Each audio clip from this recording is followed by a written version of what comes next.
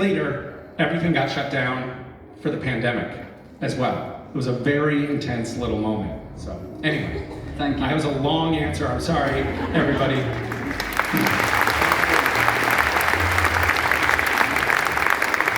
Everybody just check. If the person sitting next to you has fallen asleep, just give them a little nudge to wake them up.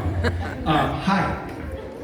Hi, nice to meet you. Nice to meet you. My name is Henna, like the fake tattoos. Hi, Hannah. So, yeah, sorry, I'm really, really nervous. I'm sorry about that. Would it help if I came closer to you? Can I adjust this? Okay, thank you. Thank Are you. you comfortable? I'm actually from Turku. Oh, you are? Yeah, I am. How lovely. You should go there, I did.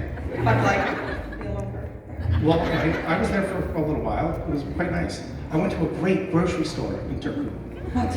I don't know, Kmart. Oh something. my god, It's a I might work there. It might work there. Is it the big, gigantic one? It's Yeah. huge. Yeah, I think it's my workplace. I was in your place of employment. That's amazing. You should come to where I work. I work for the So, yeah. Okay, what's your question? Okay, sorry, I have to cheat a little bit. I'm Okay. nervous still. So, we all know and love the iconic song Carry On, My Wayward Son, at the end of every season. So, what would be your song choice if the song wouldn't be that? Why are there so many songs about rainbows? From the Muppets? Don't you think that would be a badass way to end every season? the Impala rushes off camera and then you just hear, why are there so many songs about rainbows? Wouldn't that be lovely? And I think pretty much in the same spirit for Supernatural, you know? Yeah. So the show, the original script for the last episode of Supernatural was written before the pandemic, and we were going to have the band Kansas.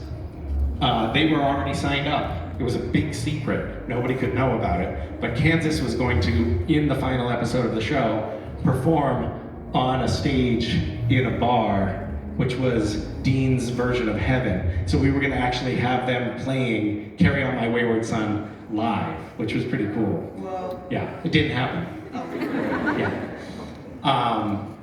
One of the cool things about having done Supernatural and the fact that that song, Carry On My Wayward Son, was kind of the anthem of the show, it actually breathed life. It was like a big boost to the band, Kansas. Yeah. They were all like, holy shit, all of a sudden we're famous again. So we all got to know the band members a little bit and like did some Zooms with them and got to meet them in person and stuff. It was pretty cool. Yeah. Thank you. Thank you. Thank you. Hello. Hello, my name is Marianne, Hi, Mariana. and I try to be quick. So my I question. don't. I certainly just will ramble on. Yeah, thank you for all your stories about Supernatural and everything about life. So first of all, what is your favorite fruit? What is my favorite fruit? God, I've had this conversation so many times recently. I'm not kidding. It's like a Really? thing now. I've been asking people about their favorite fruit and having like real Okay, so it in-depth was the wrong conversations about it. question. Well, no, I mean, it's a good question, but I actually don't have a favorite fruit, but there are, because there are just different things about different fruits that I love. I mean, we have some different, you have a lot of passion fruit here in Finland, which is weird. It seems like it's showing up all over the place. I've seen a lot of passion fruits. I don't know where the fuck you're getting them from, because they certainly don't grow here. No. But I was having this conversation with my daughter just like 2 weeks ago, and we were talking about how we loved pears. You know pears? Yes. But the problem, I mean, pears have, of course, a lot of problems. One is you can never really tell if it's ripe or not, and an unripe pear is really terrible. 5 minutes. Well, I'm going to talk about pears for quite some time. So. But a good pear is absolutely delicious. Would you agree? Yes, absolutely. Really? I'm glad that we have this point of consensus. But I think that we can also agree that pears don't travel well. Yeah. Like, you never want to throw a pear in your backpack. Because it's definitely going to be brown and mushy when you're done, right? Yes. It's very inconvenient. Wouldn't you agree? Yes, absolutely. So, I had this conversation with my daughter, and we got into some of the details, like you and I are right now. Yeah. And I'm sure you can agree this is quite interesting. Definitely.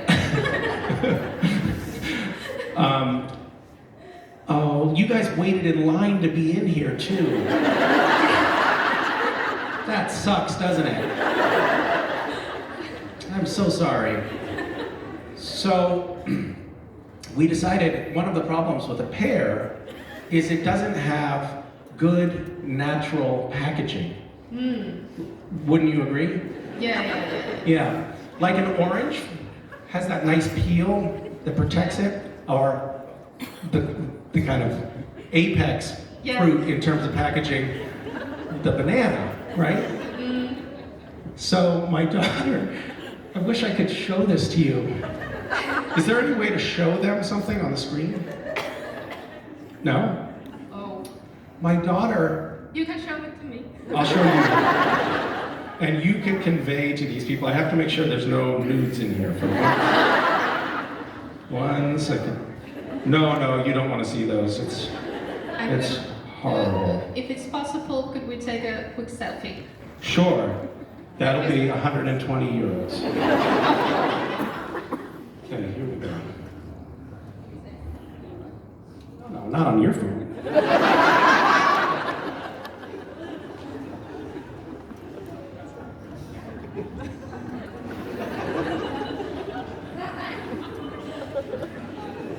Those are horrible pictures. It's always.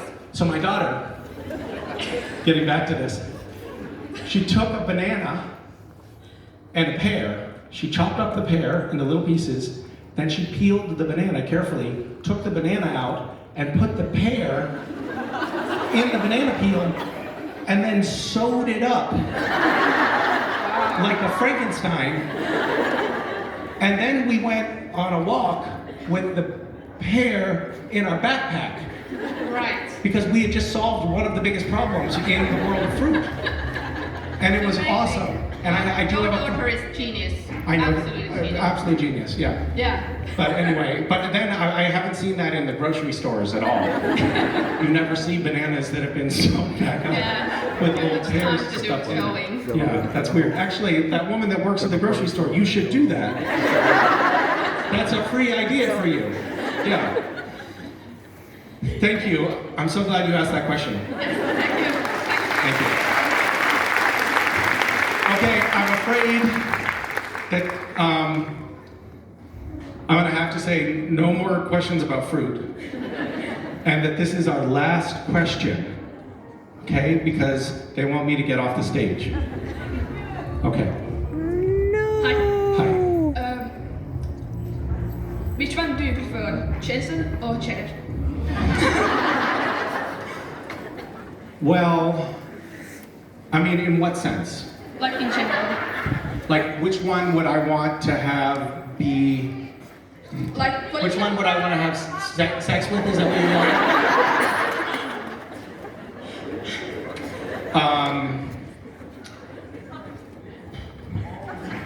That's a really good question. Which one would I rather have sex with?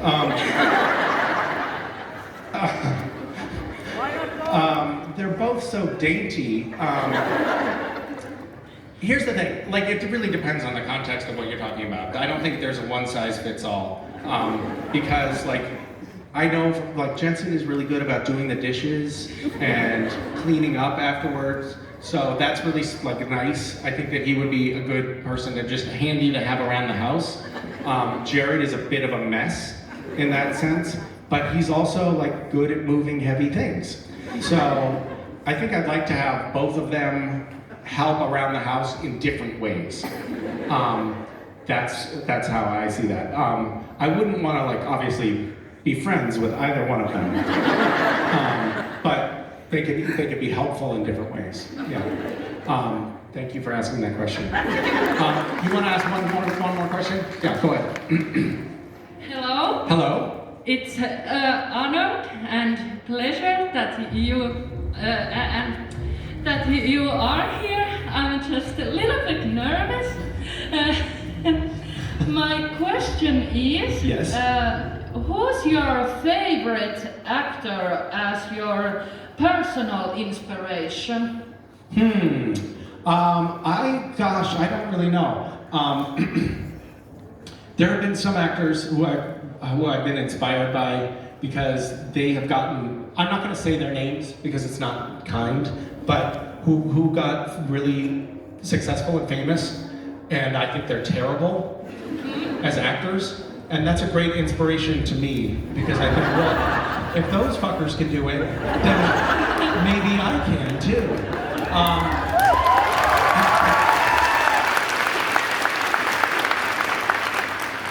I really love Bill Murray. I think he's pretty great, and has been great in many, many things. And I don't know, I guess I'll leave you with that. He's not, that's just the first name that popped into my head, but I do love Bill Murray.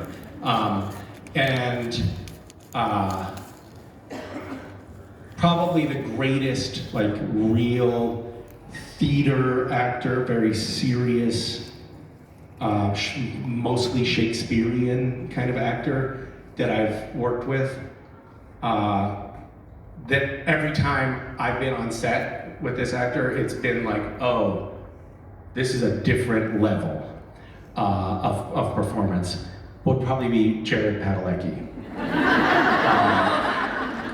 He brings such a gravitas to the set every time.